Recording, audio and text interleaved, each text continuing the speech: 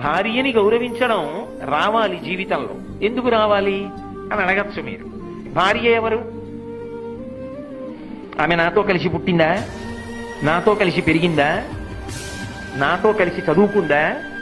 ఎక్కడో పుట్టింది, ఏ ఊళ్ళోనో. నేను ఓ జిల్లా వాడిని అయితే ఆమె ఇంకో జిల్లాకి చెందిన పిల్ల. అసలు ఆ అమ్మాయి ఎవరో నాకు తెలియదు. ఆ అమ్మాయికి కొంత వయసు వచ్చేసింది, నాకు కొంత వయసు వచ్చేసింది. ఆ అమ్మాయికి ఏదో ఒక పదార్థం తినడం ఇష్టం, నాకేదో ఒక పదార్థం తినడం ఇష్టం. కానీ ఈయన భర్త అని నేను ఆమె మెడలో 3 ముళ్ళు వేయగానే ఆమె తన ఇంటి పేరు వదిలేసింది, వంశం వదిలేసింది, తన ఊరు వదిలేసింది, తల్లిదండ్రుల్ని వదిలిపెట్టేసింది, తోబుట్టువులను వదిలిపెట్టేసింది, స్నేహితులను వదిలిపెట్టేసింది. ఆయన ఎవరో తెలియదు.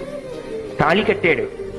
ఆయన తోడిదే జీవితమని చిటికిన వేలు పట్టుకుని ఊరు కాని ఊరు వచ్చింది.